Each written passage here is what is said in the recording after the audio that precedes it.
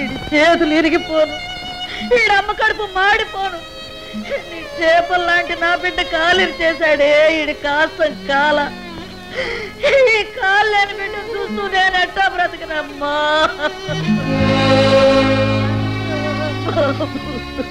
విన్నారా? ఆ డాక్టర్ బాబు ఏం చెప్పారో విన్నారా? ఈ కన్న తల్లి ఎలా ఏడుస్తుందో చూసారా? తనకు అవసరం లేకపోయినా మీ అందరి కోసం ముందు నిలబడి దెబ్బలు తిన్నారా ఆయన? కనీసం తనతో పాటు మీరు ధైర్యంగా నిలబడి ఆ రౌడీ విధవకి ఎదురు తిరిగి ఉంటే ఇంత ఘోరం జరిగి ఉండేది కాదు. మీరంతా గాజులు తొడిగించుకున్న ఆడముండలరా, సీము నెత్తురు లేని చెత్త దద్దమండరా. మీరు మనుషులైతే, మగవాళ్ళైతే ఆ దొంగన అయ్యడని వాళ్ళు తీసుకొచ్చిన ఆ రౌడీ విధవని నరికి పోగులు పెట్టండి రా. వెళ్ళండి రా, అంతా వెళ్ళండి.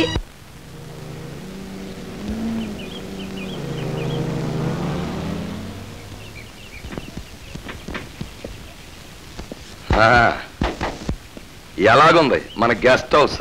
బానే ఉంది, కానీ నన్ను ఎక్కడికి ఎందుకు తీసుకొచ్చినట్టు? ఈ క్షణం నుంచి ఈ ఊళ్ళోనే, ఈ గెస్ట్ హౌస్ లోనే పెద్ద కాపుగారు అల్లుళ్ళ ఉండబోతున్నాం. అబ్బా, ఈ ఊళ్ళోనా? క్వశ్చన్ లేదు, మా కోసమైనా మీరు ఉండబోతున్నారు. రండి రండి. కోటి బాబు కూర్చో కూర్చో. చూడు కోటి బాబు, పట్నంలో నువ్వు నెలకి ఏమాత్రం సంపాదిస్తావు? 2-3 వేల దాకా గడిస్తాను. ఆర్గ్యుమెంట్ లేదు, నెలకి 5,000 ఇస్తాను. ఉండిపో.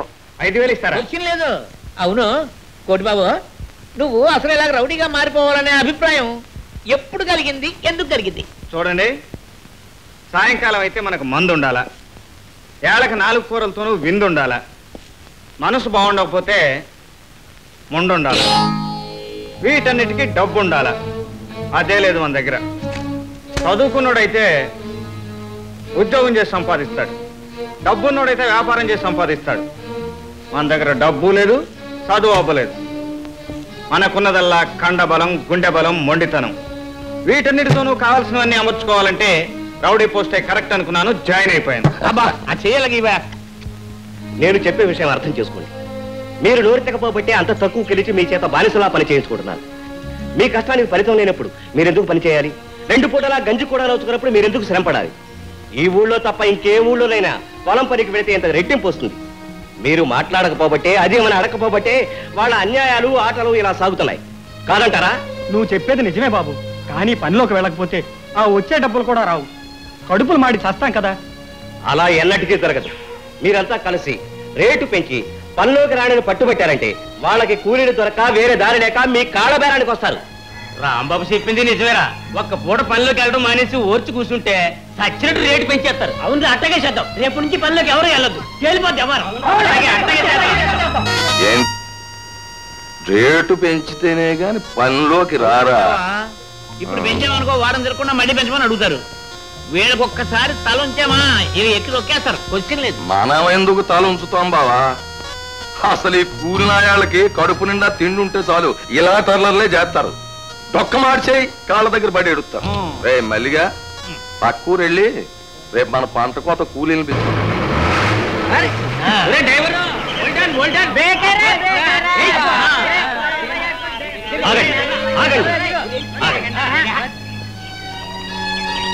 ఏమయ్యా, ఇది న్యాయంగా ఉందా? ధర్మంగా ఉందా? ఈ ఊళ్ళో కష్టపడి బ్రతికే వాళ్ళ పొట్టలు కొట్టడానికి మీరు వచ్చారా? మీ ఊళ్ళో ఏ అసమైనా మా వాళ్ళని పిలిస్తే మా వాళ్ళు వచ్చి కూలి పని చేస్తారా? చేస్తే మీరు ఊరుకుంటారా? ఆలోచించండి. ఆలోచించి వచ్చిన దాన్ని వెళ్ళిపోండి. సరే బాబు, ఆగండి. ఏటో కుంటి మిలిటరీ ఏంటి రూల్స్ కొడుతున్నావేంటి? ఏంటి ఈ ఊళ్ళో వాళ్ళు పని చేయకపోతే ఇక మా పొలాలు ఎండిపోవాల్సిందేనా? మేమంత గాజులు తొడిగించుకోలేము. కావాలంటే ఓ పావలా ఎక్కువ బారేది పొరుగు నుంచి పిలిపించి పని చేయించుకుంటాం. ఇదిగో మీ దయాదాక్షిణ్యాల మీద మేము బతకాల్సి వస్తే ఏంటి ఇంతంత ఆస్తులు మేము మెయింటైన్ చేయలేము. ఆర్గ్యుమెంట్ ఏముంది? క్వశ్చన్ లేదు. ఇదిగో దిగండి దిగండి. ఆగండి. ఇవాళ మాకు వచ్చిన కష్టమే రేపు మీకు వస్తుంది. ఏం చేస్తారు? పావలా డబ్బులు ఆశ చూపించి మీరు మీకు భేదాలు కల్పిస్తున్నారు. నిజం తెలుసుకుని మీరు ఇంటికి వెళ్ళిపోండి. మిలిటరీ వాడా, మర్యాదగా చెప్తున్నావు. అనవసరంగా అడ్డం రాక నీ పని నువ్వు చూసుకో. న్యాయాలు ఆలోచించకుండా మీరు చేలో తిరగడానికి వీల్లేదు. అందుకని మీరు నన్ను ఏం చేసినా పర్వాలేదు, మీరు మాత్రం చేలో తిరగడానికి వీల్లేదు. అమ్మ మిలిటరీ వాడా, నువ్వు ఎలా చిత్రం ఏదో చేస్తావని మాకు ముందే తెలుసు. అందుకే ఆయన తీసుకొచ్చాం. రే కోటిగా రంగంలో దిగు. ఏంటి మిలిటరీ ఏంటి గొడవ? అది కాదు కోటి. వారిని అబ్బా, నేను చెప్పేది జాగ్రత్తగా విను. నువ్వు వెనకాలన్నోళ్ళు ఒక్క నిమిషంలో నోరు మూసుకుని చేతులు కట్టుకుని వెళ్ళారా సరే సరే, లేదా నీ వెనకాలన్నోళ్ళకి నీలాగే కుంటికాల యోగం పడుతుంది, నీకు ప్రత్యేకంగా చేతులు తీసేస్తా. కోటి, అర్థం లేకుండా మాట్లాడు. ఇది అనేక మంది పేదల జీవితాలకు సంబంధించిన సమస్య. నువ్వు ఈ గొప్పవాళ్ళ డబ్బు మైకంలో పడ్డావు, మానవత్వాన్ని మర్చిపోతున్నావు. అదిగో, ఈ జీవితాలు సమస్యలు మానవత్వాలు వీటి గురించి నాకు చెప్పకు. నేను విన్ను, నాకు వినపడవు. చూడు, వాళ్ళు నాకు కిరాయి ఇచ్చారు. నువ్వు గాని నీలాంటి వాళ్ళు ఎవరు గాని అడ్డం వస్తే చావు కొట్టమన్నారు. నేను అదే పని చేస్తాను. ఇక మీరు చాలా వెతకండి. వెళుతున్న వాళ్ళకి ఎవరికైనా చిటికి నేలు అడ్డం పెట్టినా ప్రాణాలు తీసేస్తాను. తప్పండి.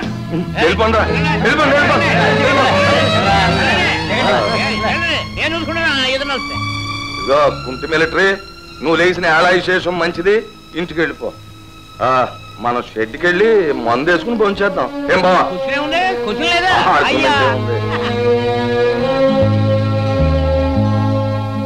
హలో అంకుల్, అది how are you old man? ఏమిటో గిరి, కరువు కాటకమో దిగబడిపోయినట్టు ఎలా దిగబడిపోయావు? ఏంటి కథ? ఏముంది బావా, వయసు మళ్ళీ నోడివి, ఏ క్షణంలో బాధ్యత నేస్తావో దగ్గరుండి కర్మగానే జరుపుకుందామని వచ్చి ఉంటాడు. కరెక్ట్ గరుడు అంకుల్. నీ మేనలుడిని, నీ మంచి చెడ్డలు చూడాల్సిన వాడిని.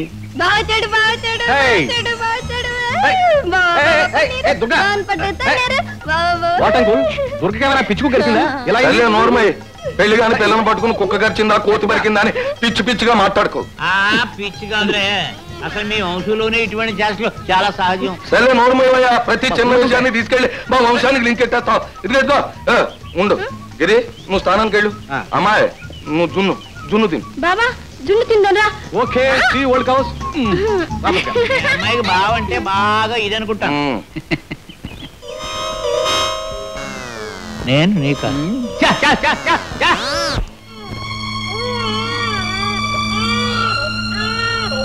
ఏం బాబు, చూసావా మా బతుకులు ఎట్టా తగలడ్డాయో?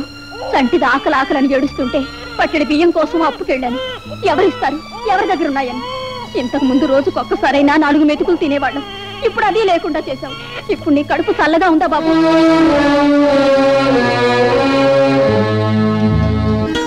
గౌరీ, గౌరీ,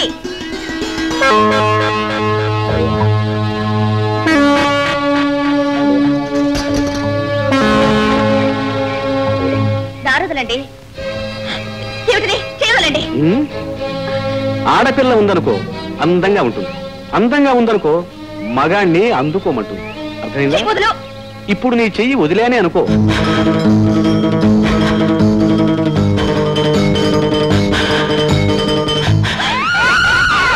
నాకు తెలుసు నువ్వు పరిగెడతావని. ఇంకా పరిగెత్తావనుకో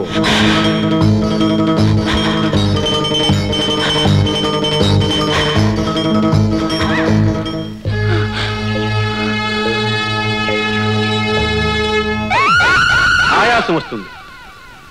ఆయాసం వచ్చిందనుకో నువ్వు నాకు దొరికిపోతావు. దొరికిపోయావనుకో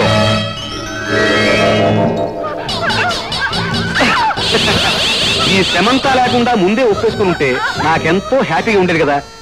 ప్లీజ్ సంపెట్టుకో, ప్లీజ్ ఒప్పేసుకోమా.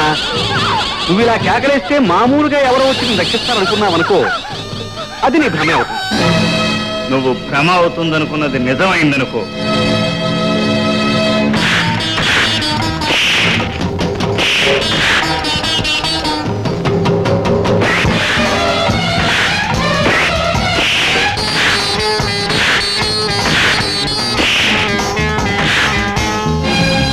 నువ్వు ఒళ్ళు అనుకునే ఈ పదార్థం ఉంది చూడు, అది ఇలా పచ్చడవుతుంది. నన్నే కొడతావా? నేనెవనో తెలుసా? మా మామయ్యతో చెప్తాను. ఓ నీ అబ్బా, నీ మామయ్య లాంటి పని చేసినా వాడిగితే ఇంతేరా. ఒక్కటి మాత్రం నిజం చెల్లమ్మ, చిన్నప్పటి నుంచి తేలిగ్గా డబ్బు సంపాదించడానికి తప్పుడు దారిలో పడ్డాడే తప్ప ఆ కోటిగాడిలో మంచితనం మానవత్వం పూర్తిగా నశించిపోలేదు. అవునన్నయ్య, లేకపోతే ఏ సంబంధం లేని నన్ను ఎందుకు రక్షించాలనుకుంటాడు? నిన్ను రక్షించాడు సరే, మరి మీ అన్నయ్యనప్పుడు ఎందుకంత పొగరుగా మాట్లాడాడు? చెప్పాను కదమ్మా, ఏళ్ల తరబడి చెడు అలవాటైన వాడు ఒక్కసారి మంచిగా మారలేడు. కానీ వాడే గనక మంచి వైపు మారితే ఒక మహోన్నతుడవుతాడు, ఒక మహాత్ముడవుతాడు, ఊరందరికీ కొండంత అండవుతాడు. సర్లే, వేప చెట్టుకు మామిడికాయలు గాయడం ఎంత అసాధ్యమో వాడు మారడం అంతే. వాడు మారాలంటే దేవుడే దిగి రావాలి. భోంచెద్దు కనరా.